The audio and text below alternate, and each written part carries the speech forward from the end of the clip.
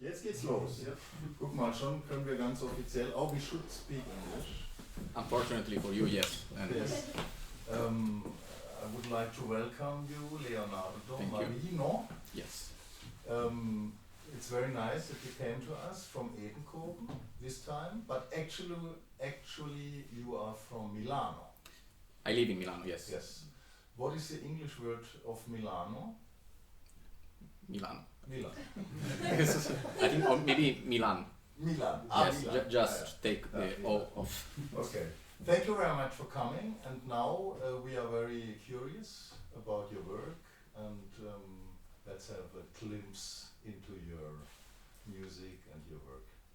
Thank you, and thank you for the invitation. And sorry if I have to speak in English, but also because my English is not perfect. So at any time, if you don't understand something because it's not clear what I said, just stop me and ask me if I to try to explain again, still badly, but at least the second time it can work.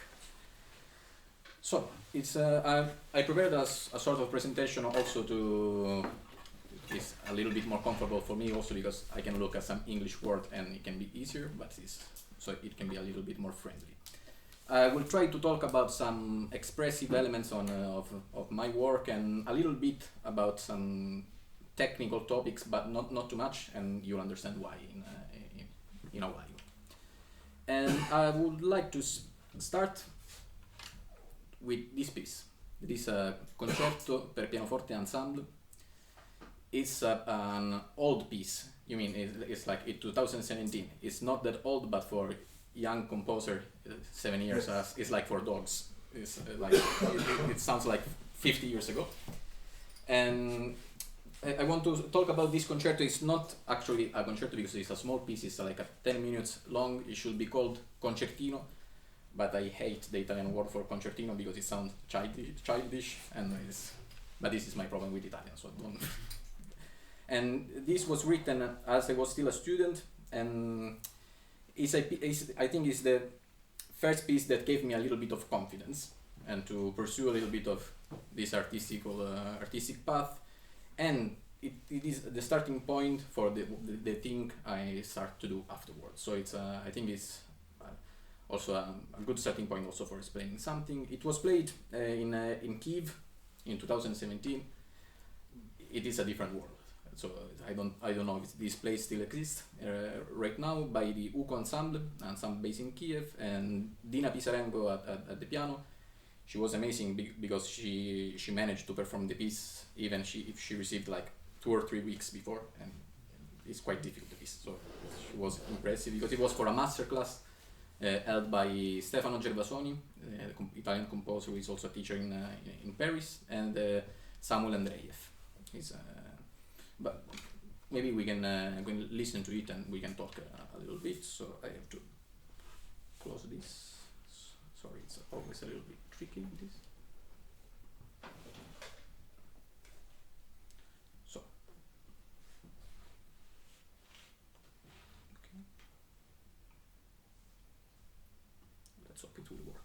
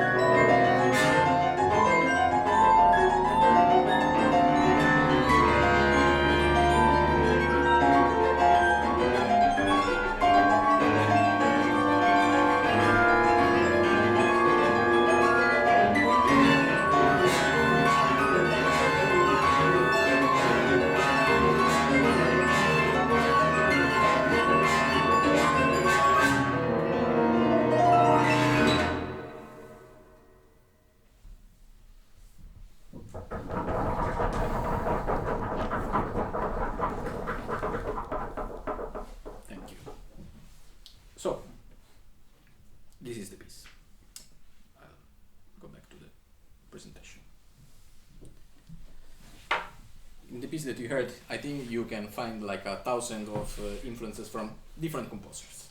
Can you name someone? Like, do you think? Because I think some of them are so clear that it's quite easy to catch them.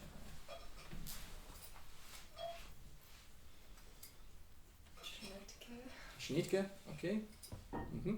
No, I'm afraid because you said it's very clear, but Liga theme. This is I think the most clear one. Yeah. Liga was like the main influences. A lot of things are drawn from Liga. I think some of them are less clear, but there is a lot of influence by Grise, especially in this especially on the superficial level, not on the structure, but on some sounds and things like that. Because this is a piece that I wrote during my years as a student, and also this piece was written in a sort of mini crisis because I was struggling a little bit to find a way to how to deal with music, how to write music, because I was in the year before that I tried a lot to use techniques from Boulez, like how to deal with them, like the multiplication of chords and things like that, or some spectral derived techniques from Grise, how to deal like with big chords and try to filter them, and even not really spectre, or other that are drawn from my former teacher, who is Alessandro Solbiati, an Italian composer who studied with Franco Donatoni. So some techniques that came from controlled alia. I don't know if you call it like that in German. It's like post-cage techniques, but in a more formalized system, a little bit. Something that were used by Bruno Maderna and Donatoni. Did you do it, these influences in a very conscious way? Or is it now, 7 years after, you say, oh, I remember now, in these days, I dealt with... Both. Both. There were some that were really conscious. I was really conscious also because I had to write this piece in 3 weeks. Because I was late. I was so late, so and I was in this sort of crisis. I had to write that piece in 3 weeks, and I had to find a strategy. In my background, I'm I was, now I'm not anymore a jazz pianist. So in this crisis, some of this experience came back, like a survival mode, and try to escape from this sort of situation. And in this piece, there is some influence from jazz. Like a lot of harmonic content is quite clearly drawn from the jazz vocabulary. Some of these are also in common with a lot of other music, like the use of the octaphonic or octatonic scale in a lot of parts that is really broadly used in jazz after the 50s, but came from Stravinsky and Rimsky-Korsakov and all this stuff. And there is a huge amount of simply modern modality. So the use of the scales with a clear tonal model center, but a clear fundamentals, but used in a little bit different way as I use in jazz. Like there was the part in the second movement with the chords and this kind of melody of chords. I don't know, this really sweet moment in the second movement. That actually for me it was a distorted version of the way Bill Evans was playing the jazz pianist. So I try to integrate it in my music, all my jazz experience, but because this is something for me really deep, because I started playing jazz music when I was 10, 11 years old. So my way of listening to music, my way of perceiving music is influenced by that. So I try to recreate like a pulse, some pulsation, even where it's not there. I try to recreate a sort of broadly tonal relationship, even if they're not there. Because the way my ear grew up is related to that. So at this point I try to take this path and say, okay, this is me, I can try to work with that. Instead of avoiding using that, I try to self-analyze myself and understand what was my way of hearing music, what was my way of perceiving things, and starting from now on, I'll try to broaden this up, and integrate with music. So I created, still now it's something that is work in progress, so I don't have a really formalized version of this. But some things that I can share with you about the way I write is this use of modal word that then I usually can distort or not, or I can try to use like subset. And I don't know if you can see it clear, but this is like the main structure. This is like the level 0 of what I do. This is like a sort of scheme of scale. Sorry, this part in Italian. I use like this is in Italian called gradiente armonico. It's like a gradient that is on the upper part is what for me is like maybe the you can yes. put it, This is from the presentation mode. like a zoom. I can do like this maybe. Let me try. Zoom in. Yes, let me do it like this.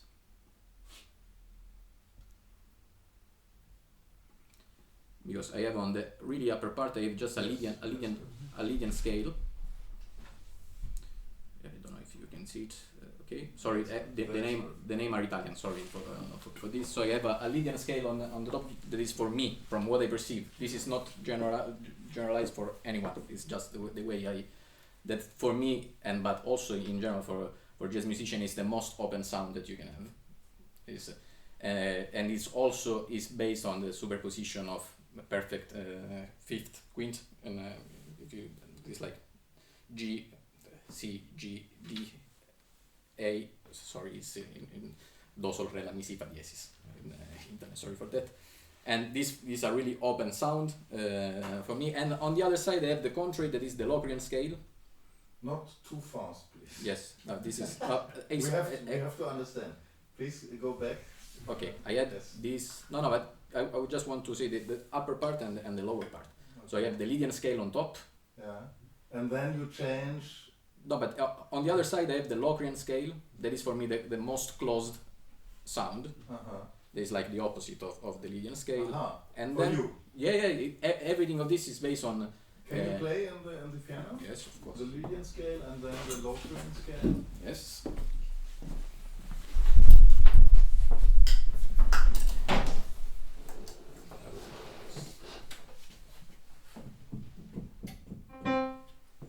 Okay. The Lydian is can be like.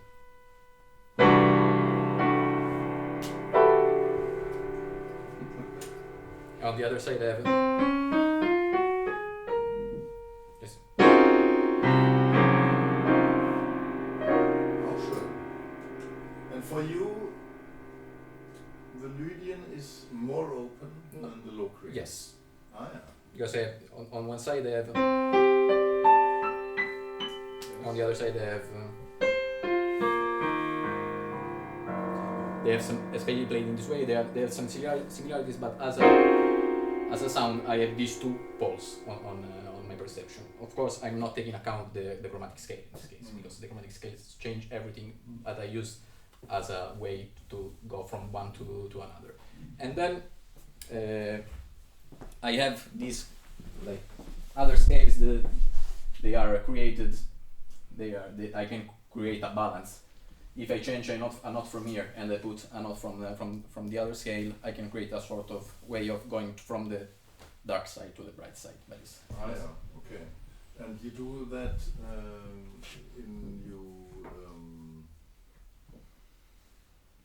you change with every Durchgang one note. Yes, I like one note is the first order, then two notes is the second order, and three notes is the third order. That is the third order is where there is the balance. Ah, yeah. Could we have a view for the upper part? Yes. Then this is the third order. That is where there is a balance between the two horizons. Ah, okay. Yeah. But of course, this is really like the zero level of what I do, because then I can use only few notes of the modes. I can add because in this case almost all the scales are heptatonic scales, so based on 7 notes. I can use more, and then there will be an unbalanced version. I can use the chromatic scale, or in some case, even if I don't use that a lot, I can create some problems with microtones. So you can do everything. Of course, but this is for me. This is a way to have a starting point that is clear. This is interesting. How do we deal with it? If you say this is the starting point, yes, then you have several degrees of changing. Yes. How do you work with it? It depends on the musical idea. For me, if I want. So like, this is very free. Yes, yes. Because this is only for the harmonic part, so it's like open to close, and then how I want to go to open to close, I have to decide in order to have a good musical figures. Good musical figure. But so it depends also if I want to create a step-by-step process, if I want to create a random process, if I want to create something that is changing, but statistically it's a second level of. Do you have an example of the piano concerto? Maybe for changing in degrees from open to close? Like in the piano concerto, it was the very beginning. So it's you can have the feeling somehow where I start to use a little bit of that, because in this I use, like in the first part is for me it's really balanced. I can show you because I use a scale that is balanced in this way. This is the octatonic scale. The octatonic scale is on the middle part. I have to find it, but it should be here. Yes, it is here. And this is for you the balanced situation. It's one of the balanced, yes. Open, closed. Yes, because then of course it depends on because I'm not talking then about the like this is. It's like this is self-sufficient. It can stay on its own for me. I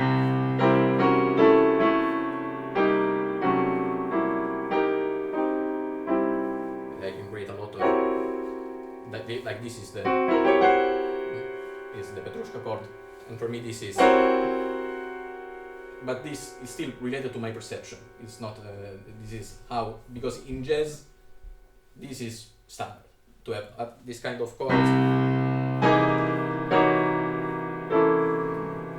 And on the other side, like I have also the Dorian mode. There is another mode that for me is another stable. I can stay on the Dorian mode for like 2 hours, and sometimes I do. But still, I repeat, it's not something that can be generalized in some ways. It's really used in. But what we immediately feel that you are very familiar in improvising with that. Yes. Yes. This is why I always try to repeat that it's based on my way of, and then I integrated the improvisation in my way of composing. Yes, absolutely. So I have a lot of local decisions that are made in a sort of linguistical approach to. This is why at the beginning I said it will be difficult to talk a lot about technical side. So I try to formalize a little bit just to don't forget what I'm doing. Can I ask something? Yes, of course.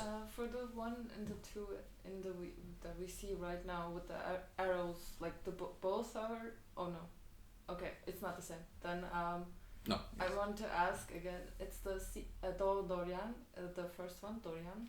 Yes. And so when you think about this, do you feel like, okay, yeah, that's gonna fit here as the mode itself for the music, or it kind of comes and then you think, like, let me alter this to this mode, or like how which one comes first, the idea or the music itself for you? You mean like the harmonical choice or the musical idea? Or depends on the context. Yes, I know it's a smart answer, this one, but it's actually what happens, because sometimes when I have no ideas and I have to write a piece, I start with the musical content. I find this very interesting. Sorry, you wanted to say something? No, I just want to be clear. For the concerto, you have used this preliminary material to write, albeit you were very free with it and was not stringing. Okay, the formalization came after because I analyzed what I did, because I wrote in 3 weeks, so I was not really thinking. After it was done, not yes, in the middle. because I heard the piece and said, what have I done here? Maybe it can be a certain point. Okay. What I find very interesting is that you said 2 things. You said very honestly, I only had 3 weeks to write. Maybe I didn't have a big idea, so I took some influences, very consciously. And the second one you said was, and this is very important, I think, you said this piece was one of the very important pieces that gave you confidence about your expressive potential. Yes. Really, because as I said, I was in a sort of crisis. I was thinking about quitting. Before that. So what did you find in that suddenly after you heard it? What? Especially was that trying to be in a way honest with myself and not trying to follow some given information, but I still use a lot of the given information that I received, but not take those for granted, but trying to internalize and to have an internal consciousness of what I can do and what I am. And you allowed it yourself to do that? Because I had to. That's a good thought. Yes. Yeah, but because I had to, because I was in a situation, I said, okay, I have to do something. I'm forced to do something, so I have to find a quick way to do it. But you know what I mean, because I find it so interesting, because the same situation could lead to another resume, could lead to the resume, okay, it's not possible for me to invent something. I have to use this material, and that's what I find very interesting, that you said it gave me confidence. Yeah. This is that's very good. I'm happy that you think this way. No, but also that I think sometimes it's also good to steal from other But the people. question is it How? stealing? Yes, but then what does it mean stealing? No. Because I think even if in this piece that is a student piece, so right now I can find like a lot of problems that I would like to write in a much better version. Like for me, like the form is not really working too much too good because there is too much section after a section after a section after a section, and this for me is not really something that interesting right now. It was a little bit at that time, but when I try to consciously to use the influences, I even at that point I try to make those my own. So I try to internalize those and try to use as how can I say that, like gasoline to start the engine. Yeah. It's not just taking something and putting in, but it was really a way. Also like the really last part, when there is this sort of piano cadenza. I was really stuck because I started using like the achromatic scale because it's like this.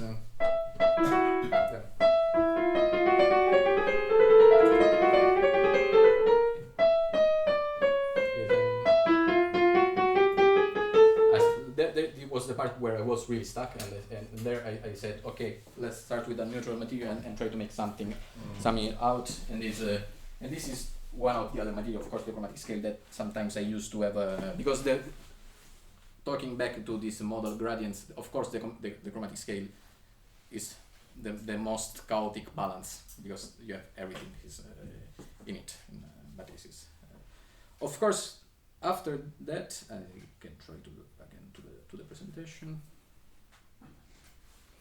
But maybe we'll have also some problem to see it. Also try to create a sort of scheme to create the musical ideas. And this is also not a really efficient formalization for everyone, but it's still based on perception. I don't know if it's clear, but it's from the most easy to understand thing on this side to the most difficult to understand thing, but still it is based on my perception. So I can read like this or like this or like this and create, it's like a map that I usually use when I don't have any ideas. There are several parameters, and like speed, a really low speed can really be easy to understand because it's really clear. It's of course it's a lot influenced by Grise writings, like in Tempus Ex Machina is explain a lot of how we perceive. There is a lot of that, but it's still something really personal, and this is created on all the usual parameters from what they work on. Some of these are not really clear to understand because like smooth, rough, and distorted. They are not really universal word, has to be linked to personal experience and to how you understand those. So this is another sort of things that I developed after this kind of experience in. And what is the function? Why do you do such things? Why do you use it? Is it a kind of hobby, or is it? Why do you do that? No, this is just to because for me is having this kind of is like the other thing that I showed is a map for me. Is where I can have a directionality that I can see clear directionality, and I can use just to create ideas. If I want some parts that are really clear in the structure, I can pick some characteristic from this side or the other side, and I try to imagine. It's like an aid tool for the imagination. I don't know if it's super clear. This is also the English is not helping. No, I wanted to ask you. So when you say that you hear your student piece, Mm-hmm.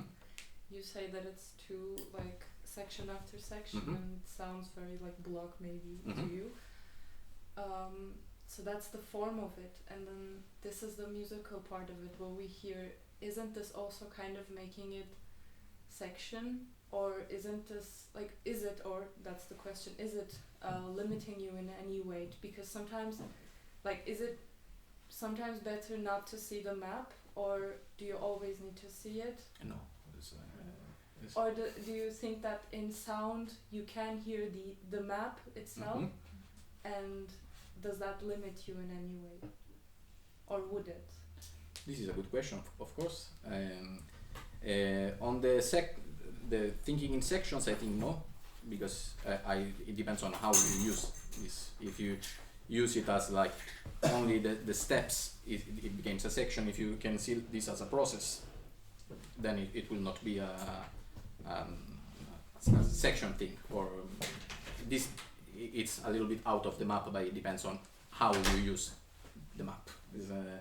And of course, it can be a limitation, but this is why I'm always, I said before, is always a work in progress, because I think also that a part that is really important in my work, I don't know if it can be shared, or I hope, is trying to always understand how your hearing is changing through times.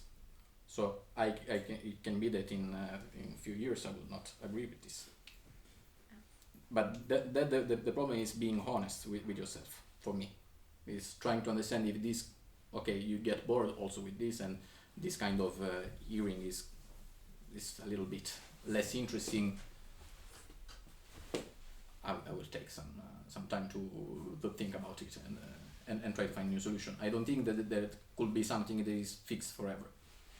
Well, this is my idea. So maybe this has several functions, I guess. Yes. It's a kind of analytics, try to analyze your own perception, your own fantasy, your own, I don't know, ideas. And in the same way, in the same moment, it could be a kick for new ideas. Yes. You get from that.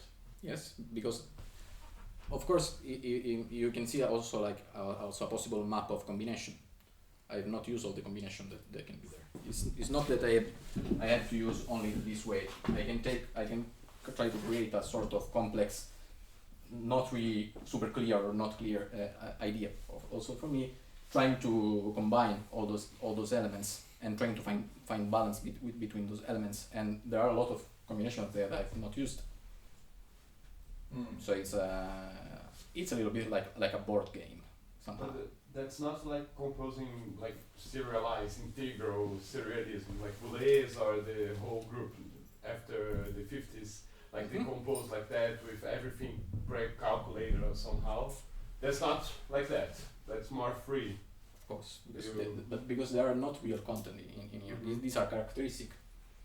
Then you if you take like a smooth timbre in a really extremely low register with a three-voice texture, that is a three-voice texture in a sort of continuous decelerando tempo with pianissimo dynamics.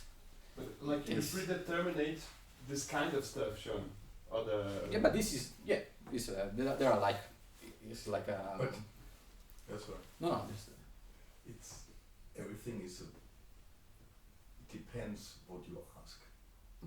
So, for example, you say that in a harmonic organization, clusters are less intelligible, and two voices are more intelligible.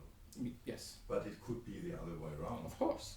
Because if you only have two pitches, you have always a harmonic situation which is not clear.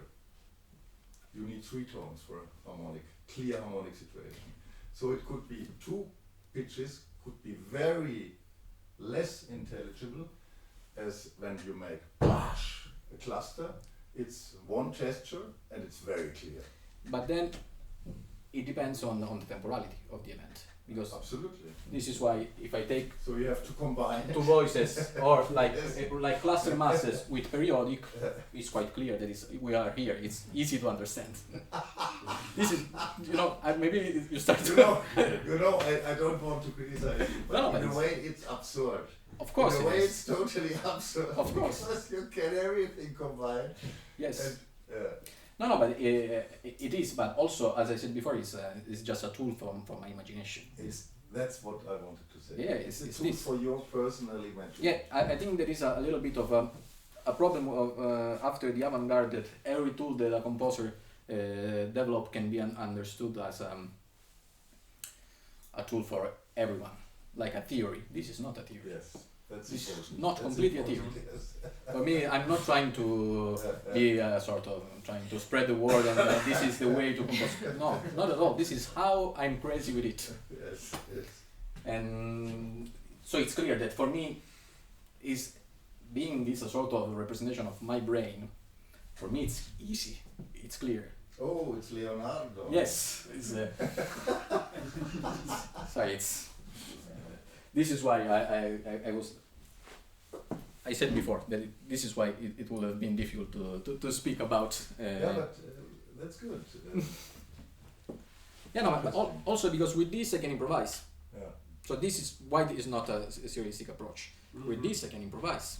I can try out ideas on the piano because I'm a pianist on bass, on my bass, and this can be, being a pianist can be a limitation for it, actually.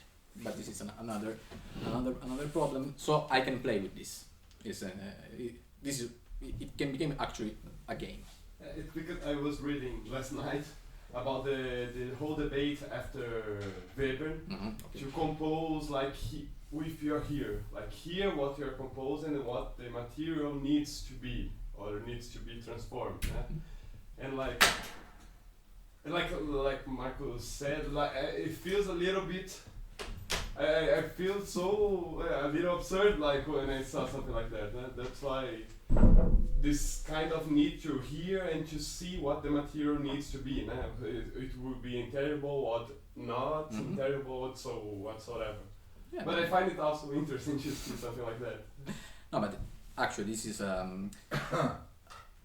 as we said before, this is also it's a sort for me of a theoretical, only for me approach to something that I've already done.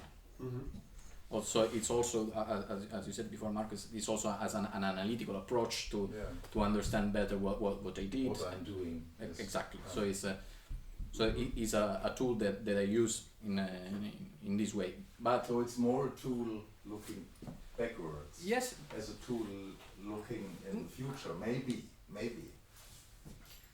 yes. What did- I was not expecting that this but I'm interested. What I thought was, so if the intelligible scale Yeah. would be in like if that would be for every part, then maybe it would have been easier to understand, because then timbre, yes, intelligible, so like intelligible scale there, and then range, yeah, the same scale there. So like it's not. You mean on the graphical?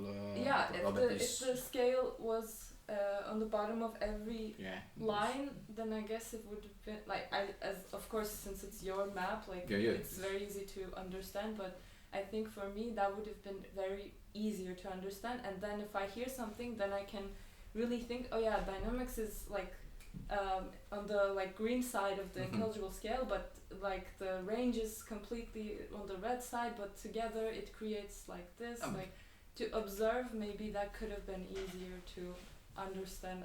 No, but maybe you're right on the graphic point of view. Having this repetition can help. Actually, in my own version, I don't have even the colors. So this is I put a little bit in my. It's just left to right. This is so. But I can understand why. It's easier if you see the color. Because I think I understand the idea. It's just that the Okay. scale kind of gets me. Could I understand, like, did I tell myself correctly? Did you think like this? I don't know. English. No, but I understood what you say. Okay. Some other question about this crazy take? But starting from that, so you have a little bit of hints of how I work with material, even if I don't know if it's that clear. I wanted to talk about some expressive features that maybe are a little bit easier to understand, and I'm sad that I cannot go too much into details or be really in depth because of the language.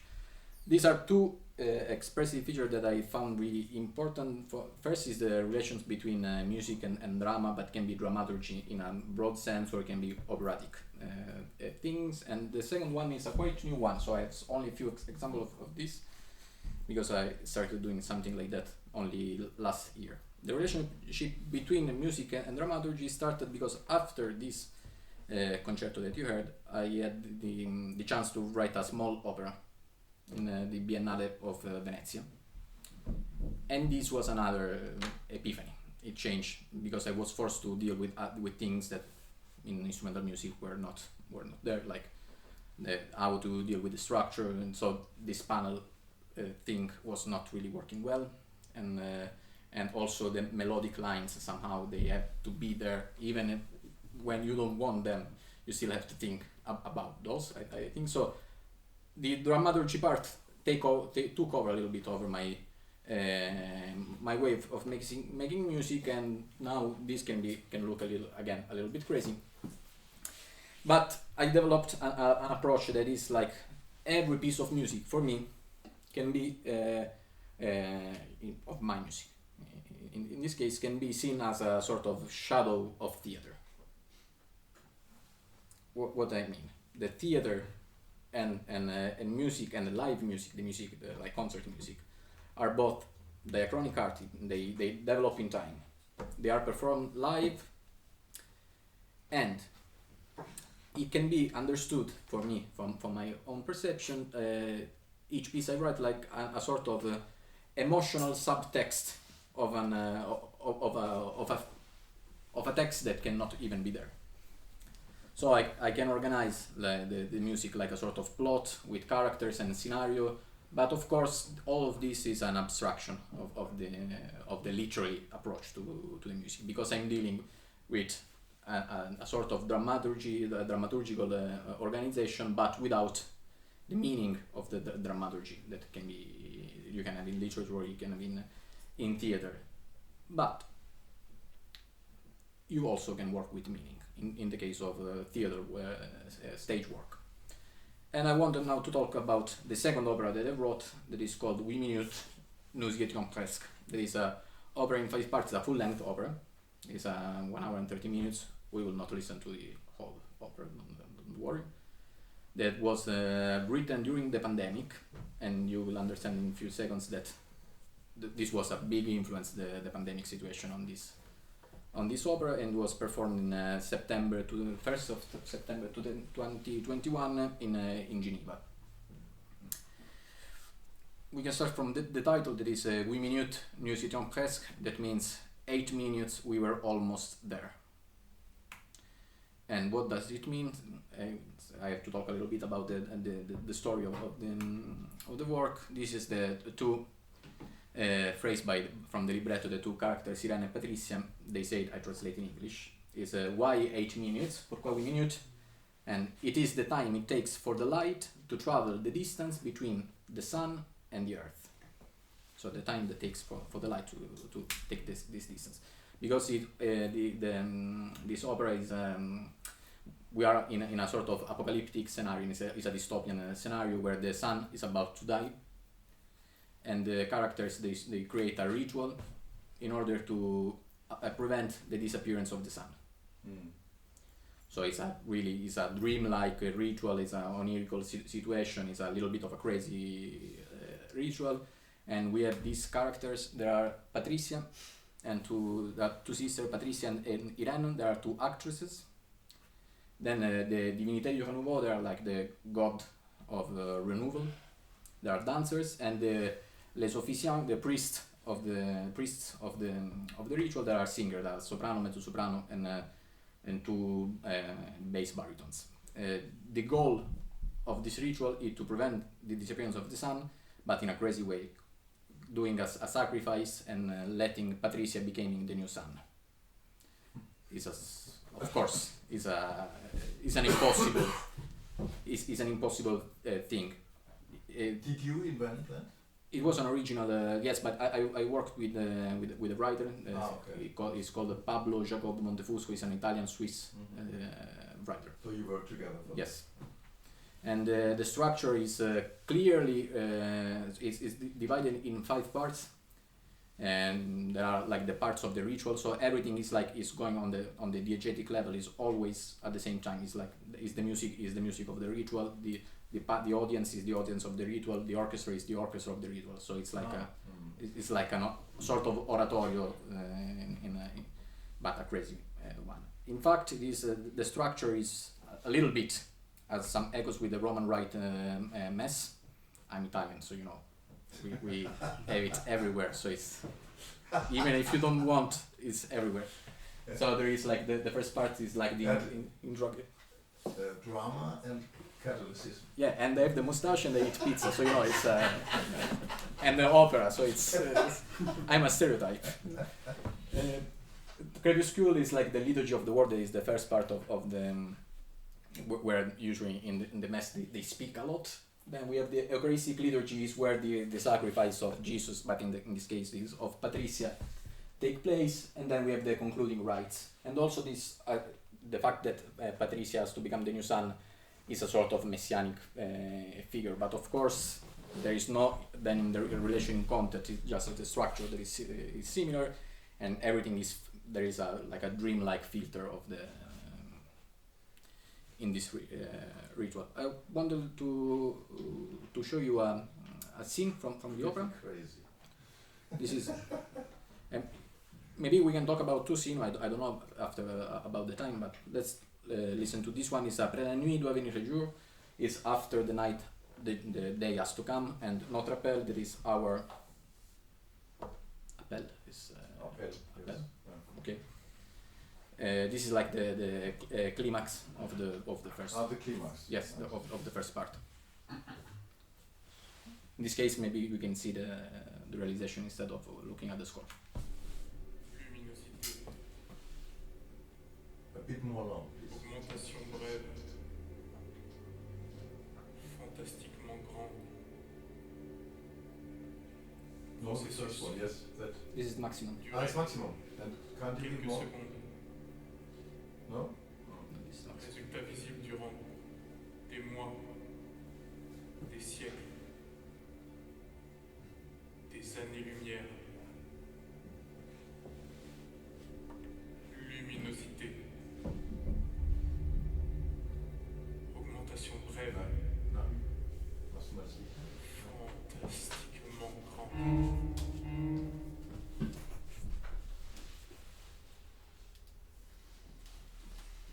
Luminosité. Augmentation brève. Fantastiquement grande.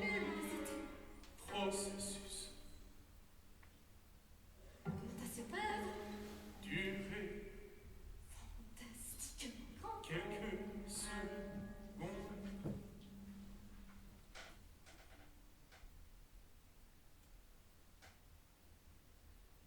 Processus. Résultat visible. Du rendez-vous. Des siècles.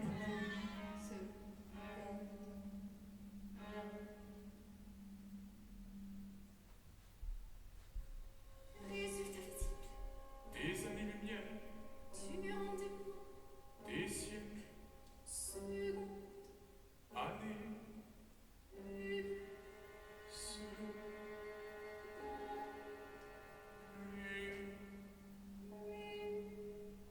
Non.